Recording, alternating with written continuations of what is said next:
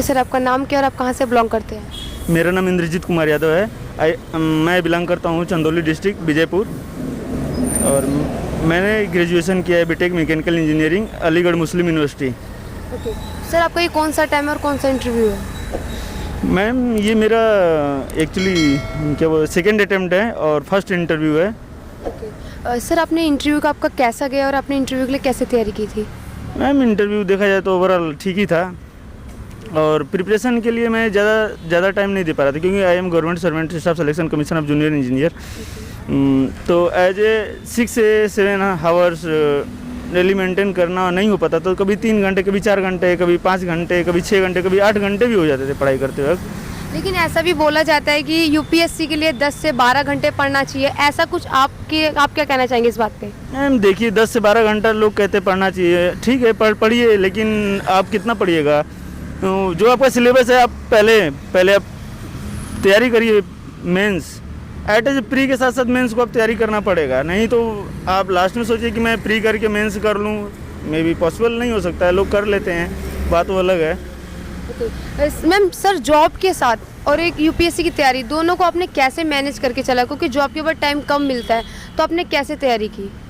Ma'am job के साथ preparation करना देखिए कठिन होता है, लेकिन अगर आदमी ठान ले तो कुछ भी कर सकता है। जैसे भी आपको, हमें देखिए 9 से 5 डेली आफ्टर ड्यूटी टाइम होता था, उसके सुबह 5 बजे जगना, 8 बजे तक पढ़ाई करना, उसके बाद फिर शाम को आना, 8 बजे से 12 बजे तक पढ़ाई कर लेना, बस 6-7 घंटा 8 घंटा हो जाता था, उसमें तैयारी हो जाती थी आराम से। ओके सर, आपने इंटरव्यू में आपके किस टाइप के क्वेश्चन पूछे गए?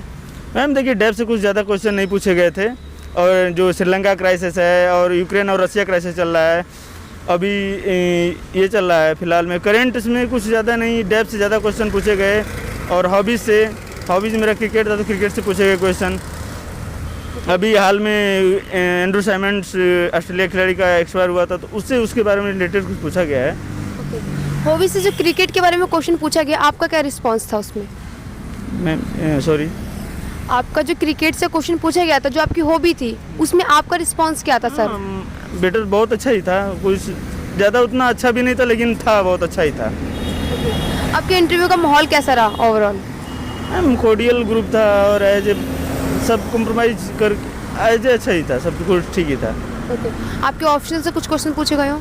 यस मैम, ऑप्शनल से एक्चुअली क्वेश्चन पूछा गया था, इन्वायरमेंट से भी क्वेश्चन पूछा गया था, और ऑप्शनल में से पूछा गया था मेरा, जैसे कि मैं प्रोजेक्ट किया था Indian Asian solar championship lovely professional university 2014 में किया था। उसमें से क्वेश्चन पूछे गए थे कि ये वहाँ पे क्या हुआ, कैसा रहा, तो overall Indian Asian solar championship में हम लोग का 2nd रैंक था।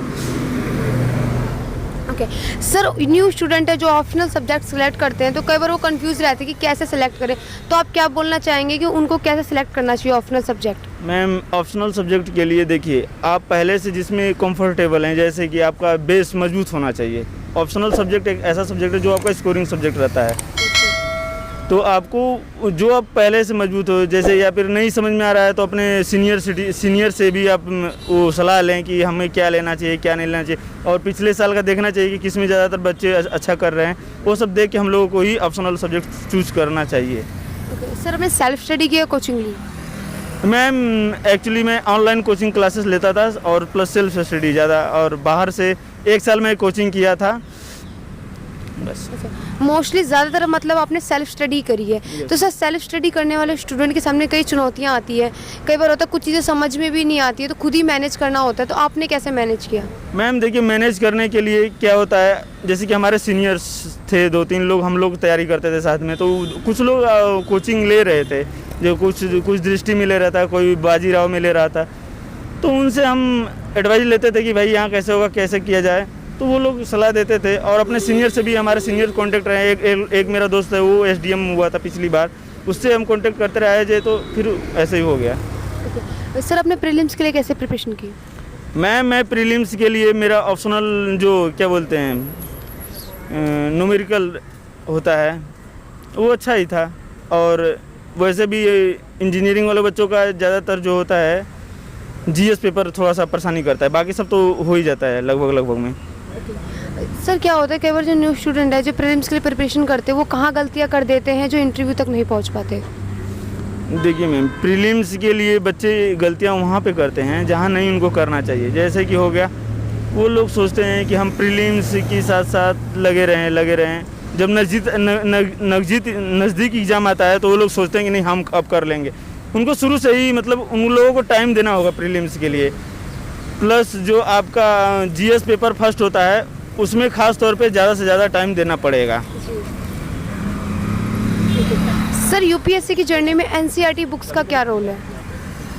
एनसीईआरटी बुक्स का रोल होना बहुत अच्छा है, क्योंकि एनसीईआरटी बुक्स में कुछ ऐसे टॉपिक्स हैं जो जल्दी क्लियर हो जाते हैं और कुछ वहाँ से वैसे टॉपिक्स हैं। लेकिन मैं मानता हूँ कि ज़्यादातर एनसीईआरटी पर ही डिपेंड नहीं होना चाहिए। अपना आपको जो सब्जेक्ट अच्छा लगे, चाहे आप 12वीं का सब्जेक्ट सिलेबस उठा लीजिए या फिर किसी भी राइटर का एक बुक ले लीजिए, उठा लीजिए, आप उनसे भी पढ़िएगा तो आपको समझ में आना चाहिए कि जो पढ़ रहे हैं हमें समझ में आ रहा है कि नहीं। लैंग्वेज जो एनसीईआरटी का होता है वो बहुत थोड़ा सा इजी होता है, लोगों को समझने में आसानी होता है, इसलिए वो लोग अपना एनसीईआरटी ले लेते हैं। सर आप ऑलरेडी जॉब कर रहे हैं, गवर्नमेंट जॉब ही, उसके बावजूद आपने सिविल सर्विस की प्रिपरेशन क्यों की, क्या रीज़न है? मैम अपने से ही मोटिवेशंस आया कि नहीं हमें और आगे जाना चाहिए, और इसी में आया। फिर जहन में तो पहली बार मैं दिया तो प्रीलिम्स क्लियर हो गया, तो फिर मेंस में रह गया। तो मैं बोला कि अब एक बार ट्राई कर ही लिया हूँ तो अब ट्राई छोड़ना नहीं है, क्योंकि हमें यहाँ तक जाना है। और हमें कुछ लोगों के लिए हेल्पफुल भी रहा है, कुछ बच्चे हमें मोटिवेट भी किए कि नहीं आप जाइए और वहाँ पे क्या करिए, आप अच्छा करेंगे। तो बस यहीं से चले आए और फिर अब आ गए हैं, तो फिर अब आईएएस बनना ही बनना है। हाँ जी सर। तो सर मेंस के लिए आंसर राइटिंग जब लिखते हैं तो टाइमिंग कितनी इंपॉर्टेंट होती है? मैम टाइमिंग बहुत इंपॉर्टेंट होता है। मेंस की कॉपी जो राइटिंग करना, उसके लिए टाइम देना पड़ेगा आपको। जैसे कि मेंस एग्ज़ाम आ गया, प्रीलिम्स आप क्लियर कर लिए, प्रीलिम्स का रिजल्ट जैसे आता है आपको राइटिंग करनी पड़ेगी। आपको लगभग जैसे कि हमें राइटिंग करना था, हम लगातार 9 घंटे राइटिंग किए हैं। उसमें देखते थे कि हमारा सिलेबस ख़त्म हो जा रहा है, क्वेश्चन प्रीवियस ईयर का क्वेश्चन उठाते थे, उनको सॉल्व करते थे और उतना टाइम देते थे। उस टाइम में हो पा रहा है कि नहीं हो पा रहा है, पॉसिबल हो जाएगा अगर अच्छे से होगा तो। क्योंकि आपका अगर राइटिंग नहीं रहेगा, कंफर्टेबल राइटिंग में नहीं रहेगा तो आप नहीं कर पाएंगे। सर जब मेंस की आंसर राइटिंग करते थे, स्टार्टिंग आपने की थी, तो आपको एक आंसर लिखने में कितना टाइम लगता था? मिनिमम 7 से 8 मिनट। ओके। और जब आपकी मतलब प्रिपरेशन जैसे कि कर रहे थे, जब आप कई बार क्या होता है डिमोटिवेट भी होते, कभी जर्नी लॉन्ग होती, क्योंकि ये तो है नहीं कि कम टाइम में हो जाए, जर्नी लॉन्ग ही होती है, तो मोटिवेट रहने के लिए आप क्या करते थे? मैं मोटिवेट रहने के लिए जैसे कुछ लोगों का ग्रुप, हम लोगों का दोस्तों का ग्रुप था, उसमें हम लोग डिस्कशन करते थे, यार यहाँ पर ये प्रॉब्लम है, कैसे होगा आगे, देखने में अभी बहुत लंबा एग्ज़ाम है। क्योंकि इस बार का जो प्रीलिम्स हुआ था कोरोना की वजह से पोस्टपोन्ड हुआ था, थोड़ा सा आगे डेट मिला, फिर मेंस भी थोड़ा सा लेट हुआ, अब इंटरव्यू तक आ गया है। तो इसी में हम लोग अपने ग्रुप में ही मोटिवेशन करते थे कि कैसे किया जाए, क्या किया जाए, कहाँ क्यों रुकना नहीं चाहिए, जब हो गया है तो करना ही पड़ेगा। और हम लोग करते ही थे। सर इंडिया में काफ़ी सारे एग्जाम, टॉप एग्जाम काफ़ी सारे, तो यूपीएससी को टॉप एग्जाम क्यों माना जाता है? मैम देखिए, इंडिया का सबसे हाई लेवल का एग्ज़ाम है, आप इंडिया का इसको शान मान लीजिए। क्योंकि यहीं से जो लोग यूपीएससी से ही जाते हैं, मुख्य सचिव यहीं से लोग बनते हैं, मुख्य सचिव से ही इंडिया चलता है। तो भाई वैसे भी ये इंडिया का ही टफ एग्ज़ाम नहीं है, ये पूरे वर्ल्ड का फर्स्ट एग्ज़ाम, ऐसा टफेस्ट एग्ज़ाम है जो माना जाता है। जी ओके। सर आपकी ये पूरी जर्नी में जो बुक्स के रिसोर्सेज हैं, आपने कहा कि बुक्स मार्केट में बहुत सारी होती है, तो आपको बुक्स को आपको कैसे लिमिटेड रखा? मैम देखिए, मैं बुक्स ज़्यादा अथॉर्ड नहीं किया था, क्योंकि बुक्स हमें उतना टाइम नहीं मिल पाता, क्योंकि हम एज ए गवर्नमेंट सर्वेंट से हमें बाकी काम भी देखना पड़ता था। पॉलिटिकल साइंस के लिए लक्ष्मीकांत मैंने देखी थी, और बाकी सब ऐसे ही कंपनी के कोचिंग के नोट्स हो गए हैं, तो वही सब प्रोवाइड था हमारे पास, दोस्तों के साथ नोट्स, उनके बुक्स ऐसे उसी से हो गया। ये नोट्स हो गए आपका जो आंसर राइटिंग के लिए, तो मैम हमारा वो पहले से ही ऑप्शनल मेरा प्रिपेयर्ड था, क्योंकि मैं गेट का एग्ज़ाम दिया था, उस समय भी प्रिपेयर किया था, और इंडियन इंजीनियरिंग सर्विसेज का भी एग्ज़ाम दिया था, उसमें थोड़ा सा हुआ था, तो उससे प्रिपरेशन मिल गया था। जैसे कि अभी आपने बताया नोट्स के बारे में, तो सर आपको नोट्स कितने हेल्पफुल रहे? नोट्स मैम, नोट्स ज़्यादा ही हेल्पफुल रहे, क्योंकि जहाँ से नोट्स हम उसी वही प्रोवाइड करते थे। हम खुद से नोट्स अपना बनाते थे, कुछ बुक्स उठाते थे, उनमें से क्वेश्चन लेते थे, ले करके नोट्स बनाते थे। और कुछ टीचर दृष्टि कोचिंग के नोट्स, IAS विजन, इन सब का लेके हम अपना खुद से ही किए। सर जैसे न्यू स्टूडेंट है वो प्रिपरेशन कर रहे हैं, वो कई बार क्या होता है रोज़ की रोज़ स्टडी करते हैं पर डे, पर उनसे नहीं हो पाता, तो वो स्टडी किस टाइप से अपना फोकस कर पाएँ, आपको उनको क्या टिप्स देना चाहेंगे जो अपनी पढ़ाई पे पूरा फोकस कर पाएँ?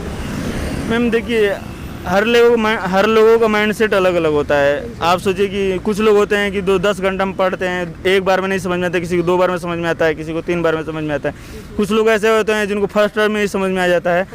तो उन लोगों को जो मैं आने वाले युवाओं को यही कहूँगा कि अगर वो एग्ज़ाम के लिए आ रहे हैं तो आएँ तो एकदम उसी लेवल से आएँ कि नहीं हमें करना ही है। अगर वो सोच रहे हैं कि देखते हैं तो उसके लिए मत आए। जी, अभी 5 जून को प्रीलिम्स का एग्ज़ाम होने वाला है, तो जो अभी एग्ज़ाम बच्चे देने जाएंगे जो स्टूडेंट, उनको आप क्या मैसेज देना चाहेंगे? मैम उनको मैं यही मैसेज देना चाहूँगा कि जाएं तो अच्छे से प्रिपेयर्ड होके जाएं, क्योंकि ये इंडिया का सबसे टफेस्ट लेवल का एग्ज़ाम है। और उसमें एक्चुअली 8 से 10 लाख लोग जाते हैं, लेकिन उसमें मान लीजिए 50,000 अर्ली 60,000 ही कुछ ऐसे स्टूडेंट होते हैं जो उसमें क्लियर करने के लिए अपना क्षमता रखते हैं। और बाकी लोग तो फिर कुछ लोग ऐसे भी होते हैं, ऐसे हो सकता है कि नहीं वो लोग टफ एग्ज़ाम होता है, लेकिन आप वहाँ जाइए तो अच्छी तरह से प्रिपेयर्ड होकर जाइए, फुली प्रिपेयर्ड कि हमें करना ही है तो करना ही है। जैसे कि सर ने बताया कि उन्होंने कैसे प्रिपरेशन की और यहाँ तक का उनका सफ़र कैसा रहा, तो हम चाहेंगे जो भी स्टूडेंट हमारी वीडियो देख रहे हैं, जो प्रिपरेशन कर रहे हैं, वो लोग भी जल्दी इंटरव्यू तक पहुँचे और सर का थैंक यू बोलेंगे कि सर ने आपने बताया स्टूडेंट को कि कैसे प्रिपरेशन वो लोग कर सकते हैं। Thank you so much sir. Welcome ma'am.